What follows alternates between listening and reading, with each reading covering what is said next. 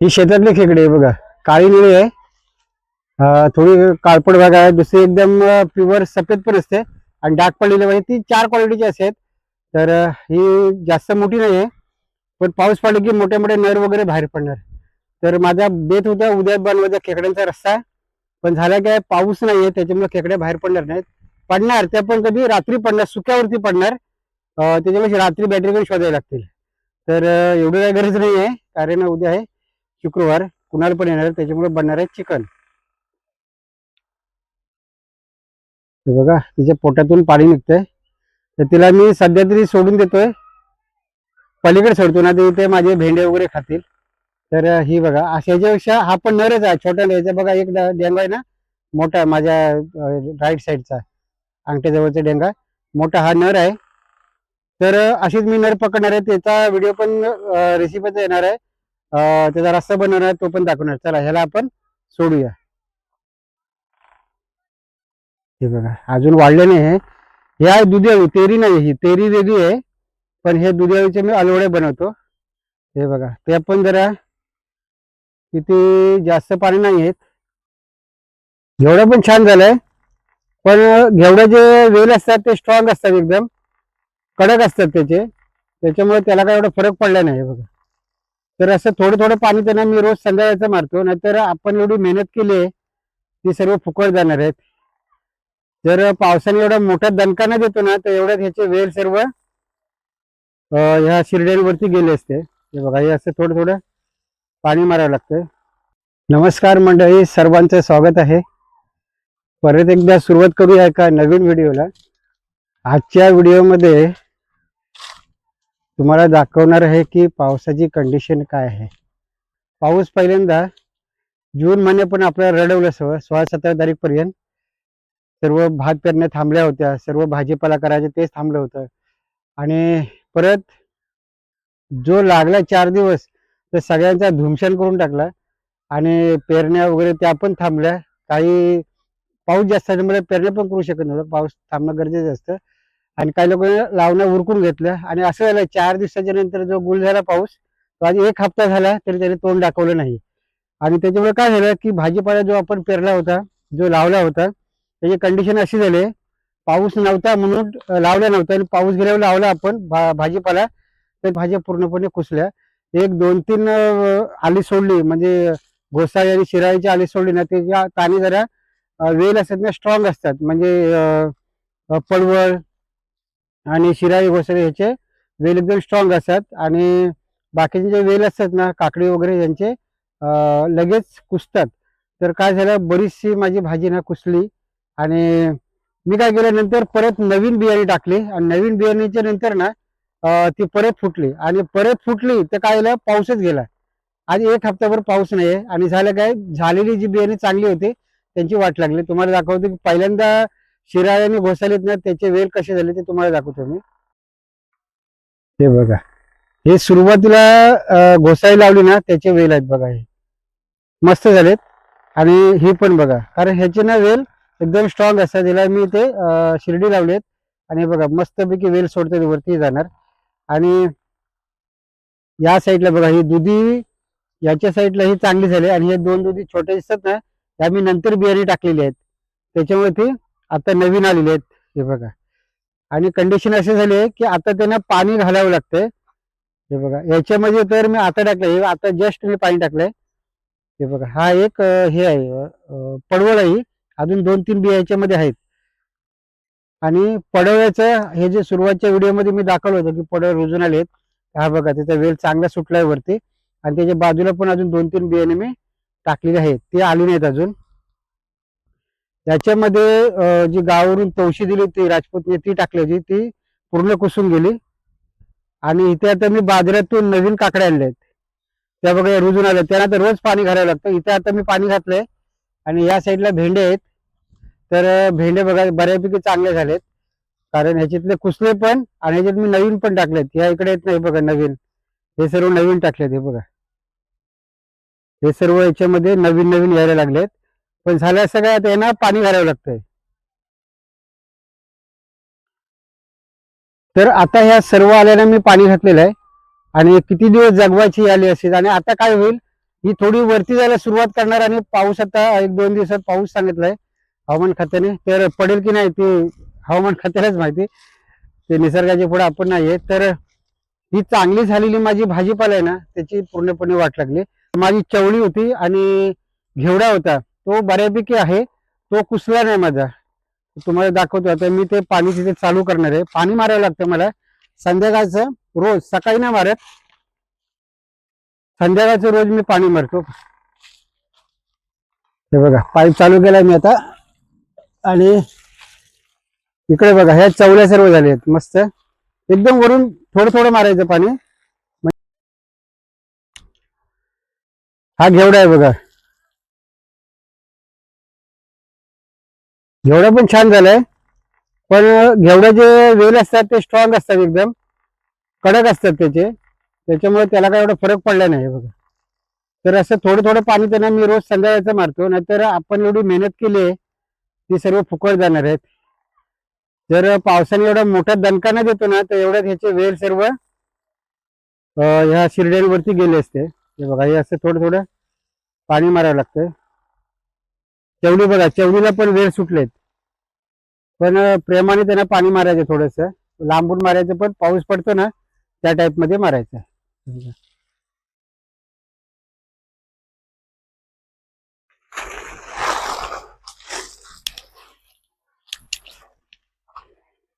वेल बघा इथे कसे ते बघा, आता वेल चांगल्या प्रकारे सुटलेत. त्या साईडला पण बघा, चवळी लवकर धरते माझी इथे.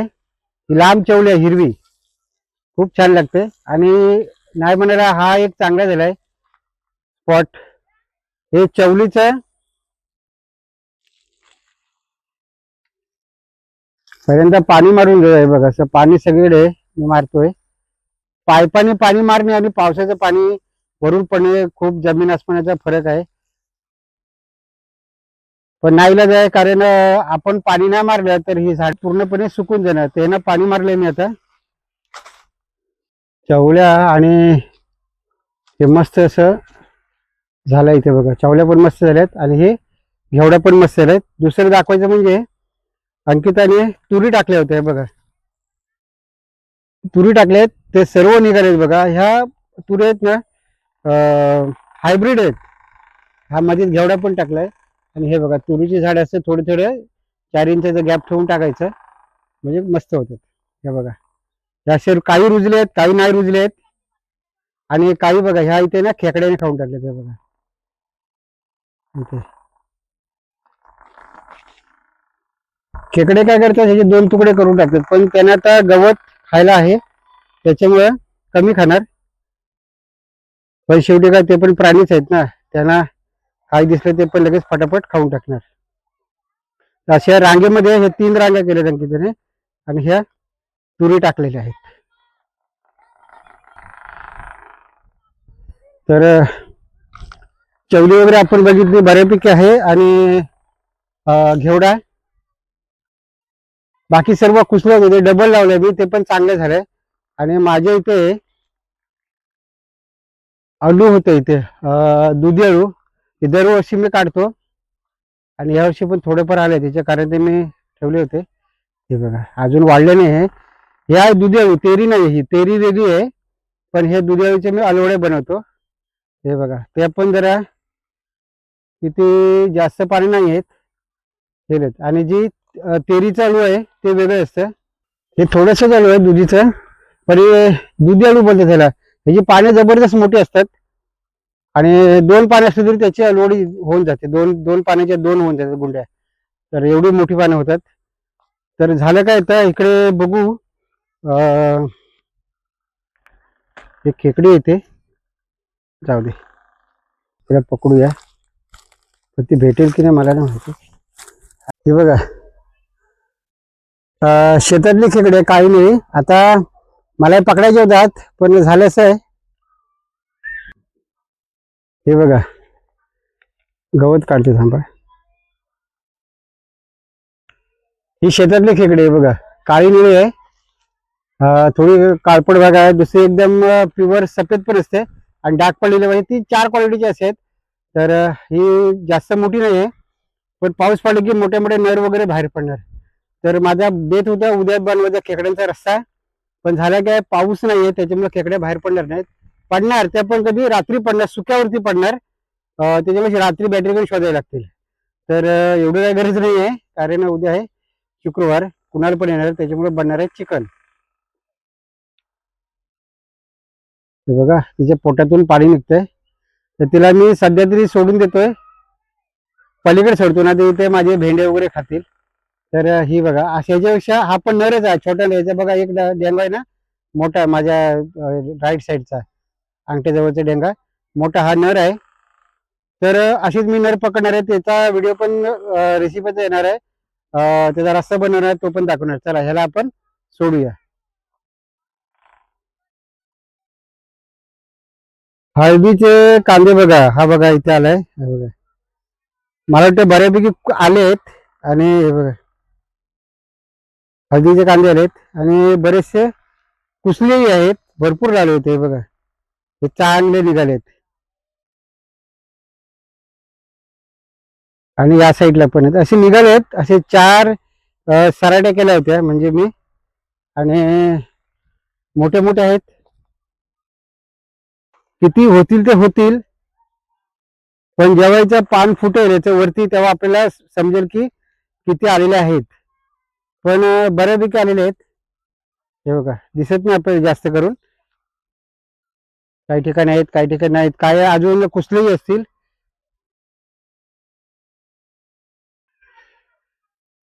तर हळदीच्या बऱ्यापैकी आहेत, तेवढं का कुसलं नाही, कारण हे जे हळदीचं आहे ना मी उंचाड्यावर केलंय त्याच्यामध्ये इथं पाणी निघून गेलं होतं. पण जे आपल्याला मिळणार आहेत ते ठीक आहे, तेवढे मिळणार आहेत तेवढे मिळणार आहेत. जेवढे होतील ते आपले त्याची मशागत थोडीशी करायची, कारण ही जमीन आणि आपल्या कोकणातली जमीन जाम फरक आहे. कारण कोकणातली जमीन लाल आणि भुसभुशीत आहे, इकडची काळी जमीन आणि चिकट आहे थोडीशी जमीन. आणि मला दिले होते राजपूतने चुरण 2, ते चुरण दाखवले बऱ्यापैकी चांगले झाले. 3 दिले होते, एक कुसला 2 चांगले झाले. हा बघा हा एक चुरण चांगला झाला, मस्त झाला एकदम. आणि हा एक चुरण 2 झाले, एक तो कुसून गेला. आणि इथे मी भेंडे टाकले होते बघा, इथे नवीन भेंड्याचा कसा मोड आलाय बघा. आणि हे अगोदर मी टाकलेत, आता हे मी पाऊस गेल्यावर टाकलेत, कारण बाकीचे भेंडे सगळे कुसले होते. हे बघा हे परत आलेत, थोडे थोडे 4 टाकले पण 2 आलेत. हे बघा सगळीकडे असेच आहेत. आणि दुसरं म्हणजे मी काय टाकलं होतं, दुसरे बघा मी गवार टाकले मी 4-4, 5-5 टाकले. तर मला वाटलं काही येणार नाहीत म्हणून टाकले, आणि सर्वच्या सर्व बियाणे रुजून आलेत बघा. गवार मला 2 किंवा 3ची आवश्यकता आहे, पण आहे बघा सगळ्या रुजून आलेत. हे बघा इथे तर बघा किती आहेत, हे बघा सगळीकडे गवार चांगले, ज्याची मी अपेक्षा केली ती रुजून येतील त्या सगळीकडे आलेल्या आहेत. हे चिंचेच आहे बघा, हे काय आपल्याला काढून टाकायचे, चिंच रुजले. हे बघा चिंचेचा आहे, हा चिचूक आहे, आणि हे चिंच बघा रुजले. आपल्या गावाला चिंचा कमी असतात, म्हणजे नसतात ते जमा असतात पण ते धरत नाही बघा. तर हे बघा हे भेंडे पण नवीन टाकले, सर्व पाऊस गेल्याच्या नंतर टाकले. आणि आता होणार आहे असं की हे थोडे वरती होतील भेंडे, आणि पावसाच्या 2 दिवसात धुमशान घालणार आहे. हे बघा. आणि वांगी बघा, वांग्याचं मी इथं 6 झाडे लावली होती, 6 पैकी बघा हे एक जगलंय, आणि हे थोडेफार हे जगलंय बघा. बाकी सर्व झाडं जी चांगली होती ना माझी, हे बघा हे कुसून गेले, हे पण कुसले. तर वांग्याची आता ही 2च झाडे आहेत, त्याला कोंबड्या आलेले आहेत, थोड्या थोड्या कोंब आलेत. आणि त्याच्यामुळे किती होतात ते माहिती नाही. जरी 2 जगले ना तरी पुष्कळ झाले, कारण जी वांगी होतील तेवढी आमच्यासाठी पुरेसे आहेत. तर हे असं शेतीची पावसाने पहिल्यांदा चांगलं केलं, नंतर धुमशान घेतलं. आणि आता जेव्हा झाडं मोठी झाली तेव्हा पाऊस गेला, म्हणजे काय करायचं आता शक्य आहे मला, म्हणून मी ते पाणी घातलंय. पण ज्याला शक्य नसेल त्याची शेती तर गेली कामातून. परिणामी खेकड्या सगळ्या बिळामध्ये आहेत, पाऊस नाही तर. शेतामध्ये ही फुलं बघा फुलली तिथे. तुम्ही या फुलांना काय म्हणता मला कमेंट मध्ये नक्की सांगा, मला पण याचं नाव माहिती नाहीये, आता आठवत नाही. मला नाव माहिती याचं पण मला आठवत नाही. बघा कशी फुलं आहेत बघा, गावी तिळाची फळं असतात अशी, तीळ असतो ना, पण हा तीळ नाही, त्याला काहीतरी चांगलेच म्हणतात गार्डनवाले, मला माहिती नाही. पण ही शेतात रुजून आलेलं आहे, आणि हे असे फुलं आहेत ही डायरेक्ट पुढे पुढे पसरतच जाते. तुम्हाला दाखवतो हे बघा कशी पसरली, सगळीकडे पसरत जातात. पण तरी एक फेरफटाका असं आहे, सगळीकडे बघा हिरवगार आहे, सगळीकडे गवत रुजलेलं आहे, जिकडे तिकडे हिरवगार आहे. आणि आता मी फिरतोय म्हणजे कसं इथं एवढ्याच कमरेच्या वरती गवत गेलं असतं आणि पूर्ण इथं चिखल असतं. पण झालं काय, आता 8 दिवस पाऊस नाही त्याच्यामुळे सर्व सुकं झालेलं आहे आणि त्याच्यामुळे मला इकडे फिरायला भेटतंय. आंबे बघा एकही आंबा नाही. आता जुलै अर्धा झालाय, आज तारीख आहे 16 आणि मी शेतामध्ये फिरतोय. आणि झालं असं आहे की मी जी झाडे लावली होती ना त्याच्यापैकी एक झाड माझे मेलं आहे. तुम्हाला मी दाखवतो. मी फणस लावले होते, जवळजवळ 4 ते 5 फणस लावले होते, त्याच्यातला एक मेल आहे आणि एक दोन तीन तीन जिवंत आहेत. तर तुम्हाला दाखवतो मी. मी नारळाची झाडं पण 2 लावली होती, ते दोन्ही पण जगलेले दाखवतो. हे बघा, नारळाच्या झाडाला पाणी चांगलं मिळालं आहे आणि त्याचा बुंदा पण जरा मस्त मजबूत झालाय. आणि या इथे पण नारळाचे झाड आहे, तुम्हाला दाखवतो झूम करून. हे बघा, हे पण झालं, हे दिलीपने दिलं मेवण्याने, ते पण चांगले झाले. आणि हे पण 2 नारळाची झाडे चांगली झाली. आता मला गावी पण लावायचे नारळाची झाडे. हे इथे आहे फणसाचे झाड आणि हे झाड माझे मेलं आहे. ते का मेलं आहे काय मला माहिती नाही. फणस होतं माझं चांगलं, याला मे महिन्यात पाणी कमी पडलं तरी मेलं नाही. पण मला वाटतं खाली उंदीर लागलाय. हे बघा इथे होल आहे उंदराचं आणि इथे पण होल आहे. खेकड्या खात नाही, खेकड्या खात नाही, ह्याला हुलूम लागला असेल बघू. हा हे बघा, हा मोडलाच आहे, खालूनच मोडला आहे काठी बघ, हे कुसला आहे तो.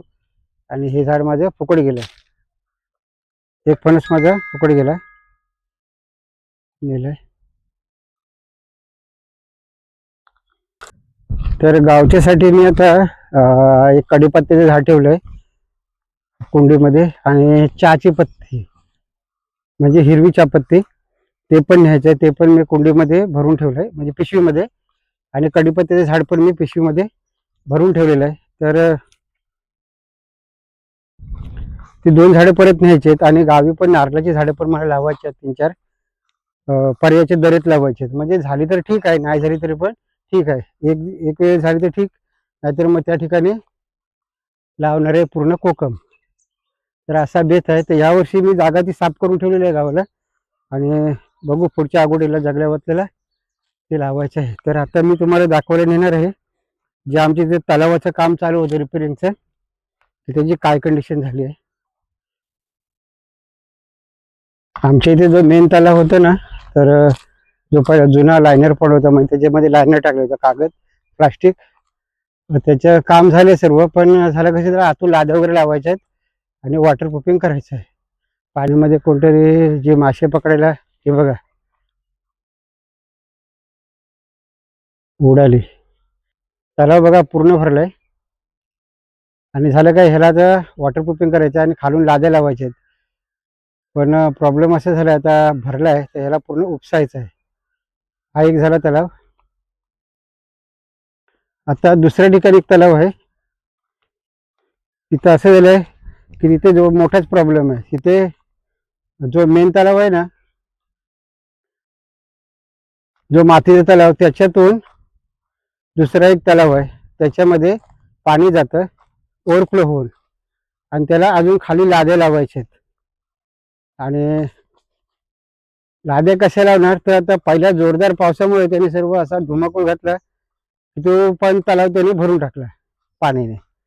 आणि परिणामी त्याला पण आता पंप लावायचे आहेत. एक पंप होता तो जळाला आणि तो रिपेरिंगला न्यायचा आहे. वाऱ्याचं वगैरे किंवा शेतातून वगैरे पाणी येतं आणि ह्याच्यात जमा होतं, पण हा मातीचा आहे, ज्याचं पाणी जिरून जातं. दुसरं आहे या साईडलाच ओव्हरफ्लो होऊन, हा बघा याच्यामध्ये ओव्हरफ्लो होऊन याच्यामध्ये पाणी थांबतं. तर हा पाणी उपसायचं आपल्याला. हे पाणी बघा कसं जबरदस्त आहे. हे पाणी दिसतं तेवढं हे कमी नाहीये. ते एक साईडला, या साईडला कोपऱ्यामध्ये विहीर आहे, ती कमीत कमी 20 फूट आहे, त्याच्यावर 20 फूट जागा म्हणजे 40 ते 50 फूट आहे वरती बांधाऱ्यापर्यंत. आणि या साईडला कमी आहे 10 फूट म्हणजे 30-40 फूट इकडे आहे बघा. याच्यामध्ये माती आहे, म्हणजे याच्या कोपऱ्याने बांधायच्या कुर्ल्या असतात आणि आपण याच्या डबा वगैरे टाकला, फक्त डब्याला रशी बांधायची, सकाळी डबा वरती काढायची. इथे जायला खाली पायऱ्या वगैरे आहेत बघा. आणि इथून पाणी ओव्हरफ्लो होऊन याच्यामध्ये येतं आणि हे गार्डनसाठी वापरलं जातं. तर हा पूर्ण तलाव आता आपल्याला खाली करायचा आहे पाण्याचा. तर प्रश्न असा झाला आहे की आता 2 दिवसावर पाऊस येऊन ठेपलाय परत. आज तारीख आहे 16, 18 तारीखपर्यंत पाऊस सांगितलाय. तर आता वाजले संध्याकाळचे 6, तरी ऊन बघा किती आहे. असा पावसाळा आहे असं वाटतच नाही बघा.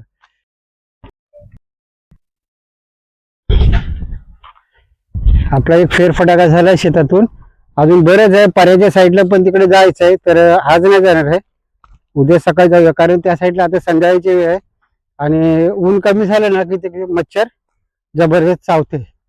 एक सर्वे करणार आहे की आपल्याला डबे वगैरे लावायचे आहेत. तर त्या ठिकाणी कशी जागा झाली आहे ती बघायची आहे, कारण पहिल्याच पावसाने जाम लाकडं वगैरे सर्व फळ्या वगैरे परत आणून टाकल्यात. कारण कंस्ट्रक्शनचं काम भरपूर आहे आमच्या इथे दुसरे बंगलोवाल्यांचं. तर मी ते मागच्या व्हिडिओमध्ये तुम्हाला सांगितलंच होतं. तर दुसरा एक पर्याय आहे, तिथे आपल्याला लावण्यासारखे आहेत का डबे, ते उद्या बावकरांना घेऊन जाणार आहे. नावाशेवरून उद्या कुणाला येणार आहे. उद्या आहे शुक्रवार आणि त्याचा सुट्टीचा दिवस आहे, त्याच्यामुळे तो येणार आहे अलिबागमध्ये घरी आपल्या, आणि रविवारी दुपारच्या नंतर जाईल. तर आता चालू घरी, मच्छर चावायला लागलेली आहे, त्याच्यामुळं घर गाठलेलं बरं. तर मंडळी, हा व्हिडिओ आता इथे मी थांबवतोय. जर व्हिडिओ तुम्हाला आवडला तर लाईक करा, शेअर करा, कमेंट करा.